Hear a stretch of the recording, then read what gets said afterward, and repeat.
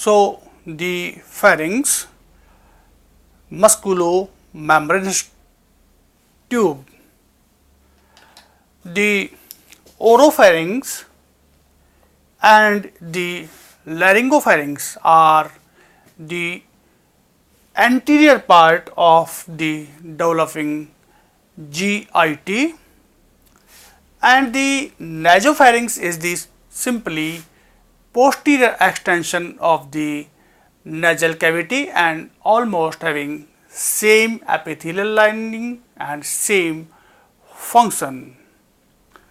The oropharynx is related to the respiratory tract and the gastrointestinal tract. The part of the pharynx which is behind the larynx is related to the food or simply the part of the GIT, and it remains continue as esophagus at the level of the C6 vertebra or the lower border of the cricoid cartilage of the larynx. First of all, I will talk about the nasopharynx, the boundaries of the nasopharynx and the modifications of the nasopharynx.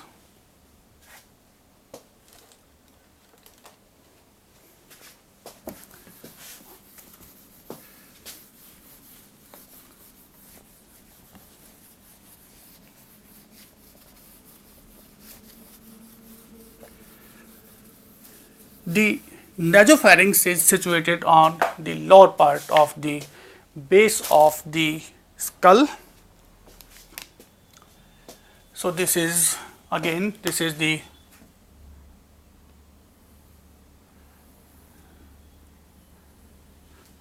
beautiful nose.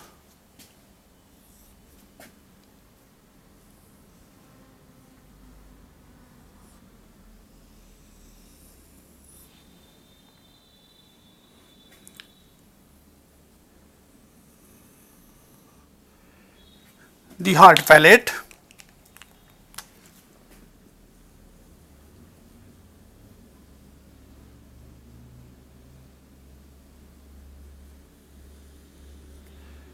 the soft palate,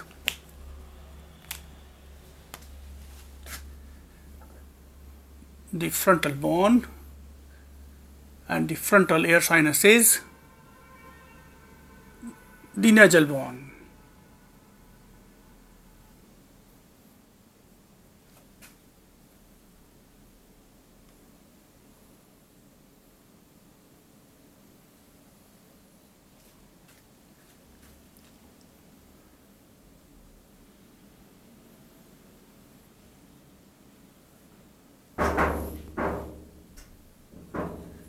The spinal bone,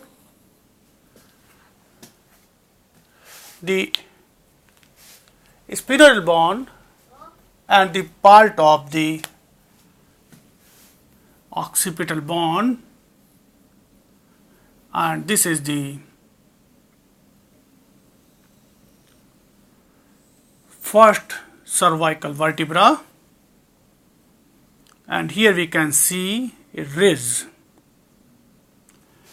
known as the pursuant ridge. So part of pharynx between the soft palate and this pursuant ridge is known as the pharyngeal isthmus, and this pharyngeal isthmus forms the base of the nasopharynx or the lower boundary of the nasopharynx, where the nasopharynx ends and the oropharynx starts. So above this pharyngeal isthmus, the part of the pharynx is the epipharynx or the nasopharynx, and part of the pharynx below this pharyngeal isthmus is the oropharynx or the mesopharynx. Again, to make the anatomy of the pharynx simple, this is the hyoid bone, This is the mandible, the lower jaw. This is the upper teeth, the mylohyoid,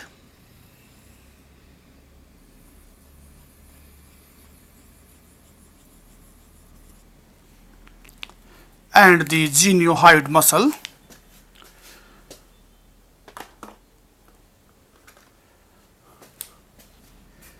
We can see the genioid muscle here.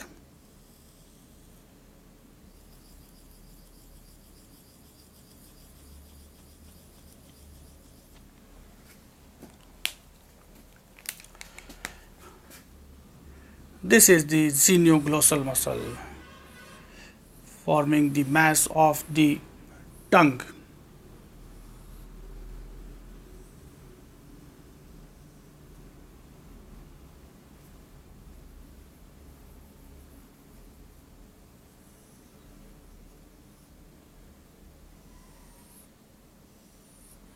And the epiglottis.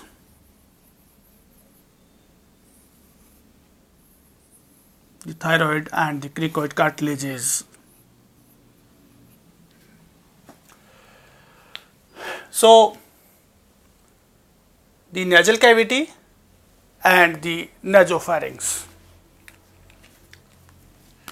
This is the superior nasal, the middle nasal concha and the inferior nasal concha.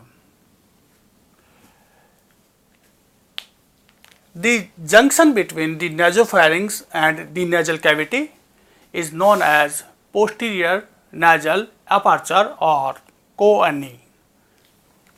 This part is the posterior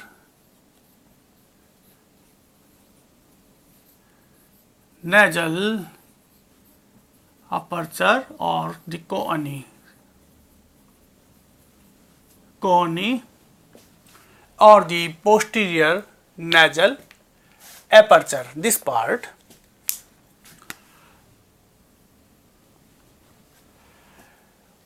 (1.25 centimeters behind and some below to the posterior end of the inferior nasal concha. In the lateral wall of the pharynx or the nasopharynx, there is an opening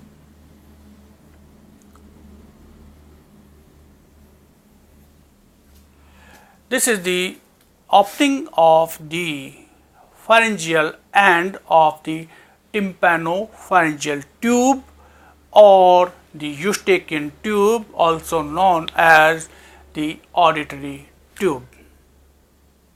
Again, in the lateral wall of the nasopharynx, 1.25 centimeter behind and some below to the posterior end of the inferior nasal concha, there is an opening. This is the opening of the pharyngeal end of the tympanopharyngeal tube or eustachian tube, also known as the auditory tube. There are two muscles, the salpingoglossal and the salpingopharyngeal muscles.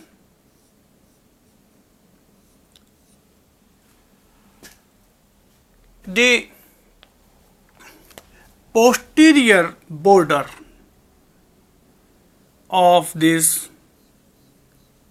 opening of the eustachian tube is elevated like this.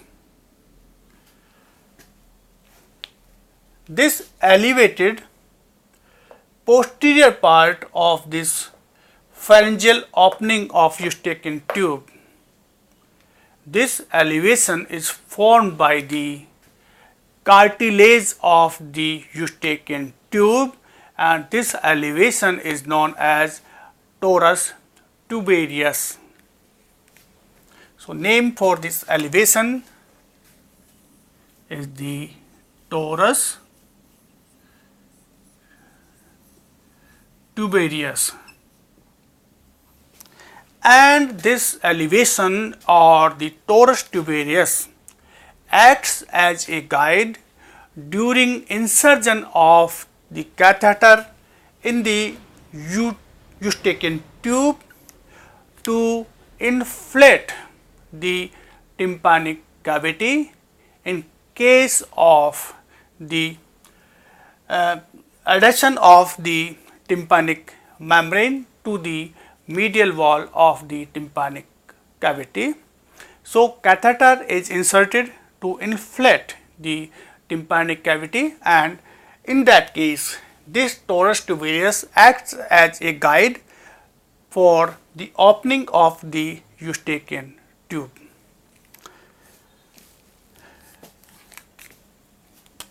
We can see the lymphoid tissue overlying this torus tubarius. This mucosa associated lymphoid tissue is known as the tubal tonsil. Tubal tonsil.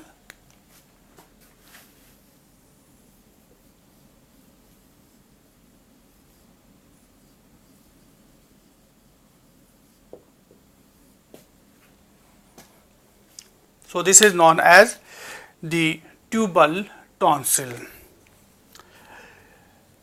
Behind this tubal tonsil and the torus tubarius, there is a recess in the lateral wall. The nasopharynx is having the widest diameter of the pharyngeal tube, and it is having 3.5 centimeter diameter, and it is not distensible, while the lower part of the pharynx is having less diameter, and the pharyngoesophageal part is having the least diameter, only 1.2 centimeter. The second narrowest diameter of the GIT, except the appendix, the vermiform appendix having less than 1 centimeter diameter in GIT. So, again this is the opening of the eustachian tube, the pharyngeal opening of the eustachian tube. The torus tubarius, which is formed by the elevation of the medial end of the cartilage of the eustachian tube. The tubal or tubular tonsil, which is associated mucosa, lymphoid tissue, and behind this torus tubarius there is a recess known as the pharyngeal recess, and it is also known as Rosenmuller bursa or pouch of Rosenmuller. So, this is known as Rosenmuller pouch or the recess.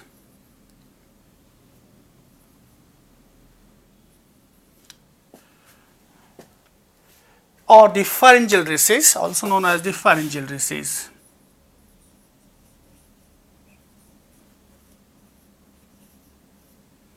Pharyngeal recess. So, in lateral wall we have seen opening of the eustachian tube, the salpingoglossal and the salpingopharyngeal muscles, the torus tubarius, the tubal tonsil, and the Rosenmuller pouch or recess, also known as the pharyngeal recess. Now, the roof of the nasopharynx is formed by the sphenoid bone, some part of the occipital bone up to the pharyngeal tubercle.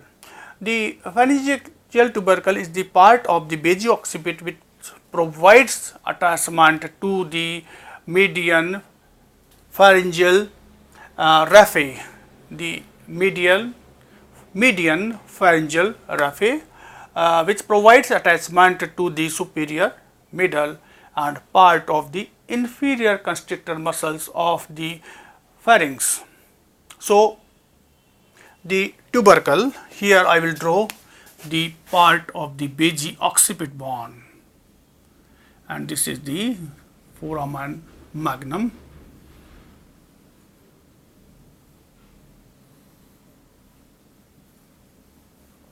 This is the foramen magnum, and this is the arch of the atlas. So the roof and posterior wall of the nasopharynx is concave like this. So this part is formed by the basisphenoid or the sphenoidal bone. This part is formed by the occipital bone, and the posteriormost part of the roof and posterior wall is formed by arch of the first cervical vertebra, also known as the atlas vertebra. So this is the roof and the posterior wall of the nasopharynx. Now the roof and posterior wall of the nasopharynx is also having some modifications. First of all, I will talk about the tonsil. Again, there is evolved a ring of tonsils, having lingual tonsil, having palatine tonsil, tubular tonsil, and also having the nasopharyngeal tonsil. All tonsils are forming a ring known as Waldeyer ring. So here the nasopharyngeal tonsil. When this tonsil is enlarged, it is known as adenoid, and this adenoid is responsible for adenoid facies, especially the school going children around the age of 3 to 6 or 7 years, where tongue is enlarged and face is edematous, and there is obligatory respiration from the mouth. So this is the conical triangular projection of the nasopharyngeal tonsil.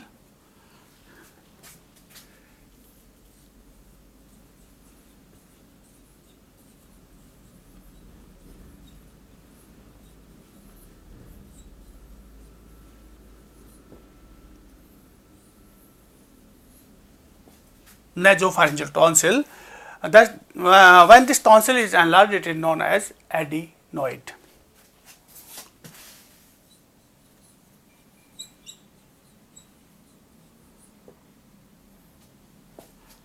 Adenoid,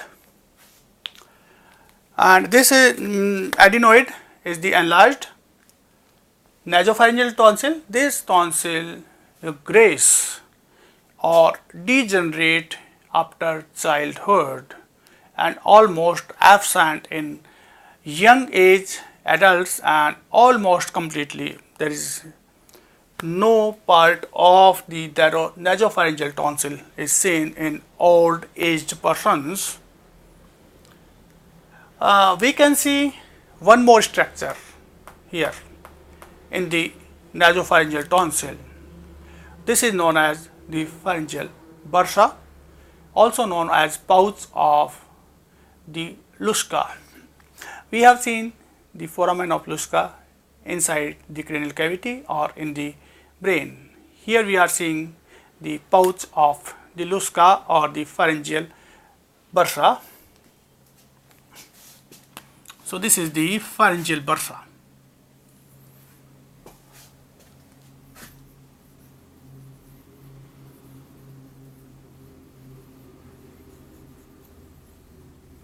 Or also known as the pouch of Luschka.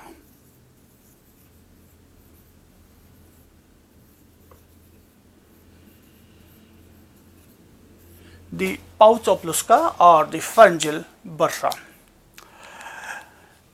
This pharyngeal bursa or the pouch of Luschka is having the mucus secreting cells.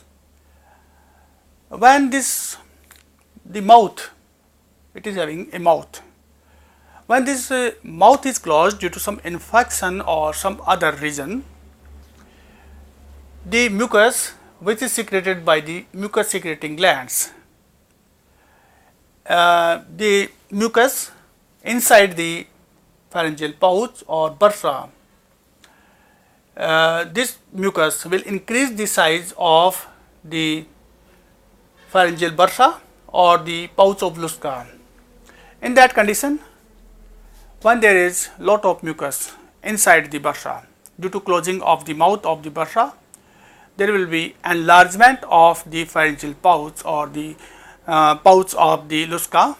In that case, it is known as the cystic swelling of the pharyngeal bursa. Cystic swelling and formation of a cyst due to enlargement of this bursa due to collection of the mucus. In some cases, there may be chondrification of this bursa. There is chondrification of this bursa. In that case, it looks like a cartilage. What happens during embryonic life? The anterior part of the notochord and the dorsum of the anteriormost part of the developing GIT or dorsum of the pharynx. Due to angulation of the notochord and the anterior part of dorsum of the gastrointestinal tract or the pharynx. Due to angulation between two components, there is formation of this pharyngeal pouch or the bursa of the lusca or pouch of the lusca. In some cases, one more structure or modification is seen in this roof and the posterior wall of the pharynx, that is known as the pharyngeal hypophysis. The pharyngeal hypophysis.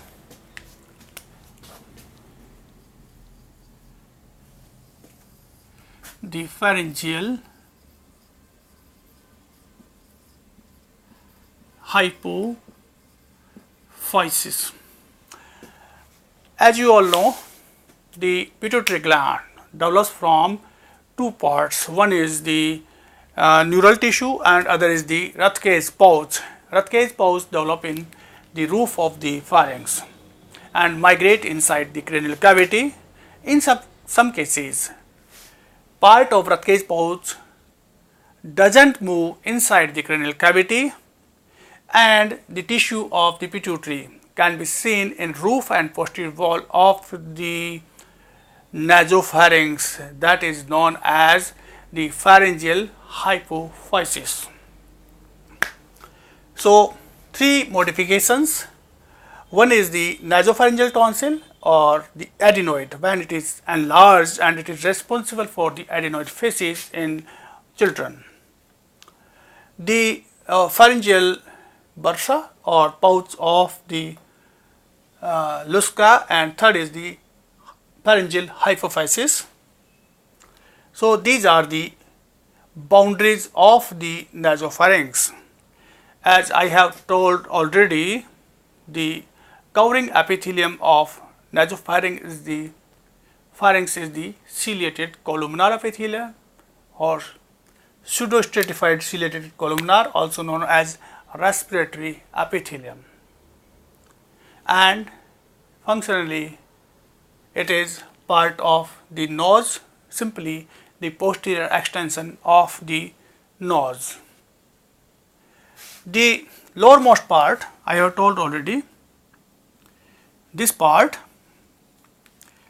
which opens in the oropharynx. During blow of the air and during swallowing, this part of the soft palate moves upward by some muscles, the tensor veli palati and levator veli palati and the palatopharyngeal muscles. This soft part of the soft palate elevates and it will close the nasopharynx by joining the pes vent ridge. This pes vent ridge is formed by posterior extension of the fiber of the palatopharyngeal muscle, which will form the posterior boundary of the fossa of the tonsil or the tonsillar fossa, which will I will discuss in my next lecture when I will talk about the oropharynx.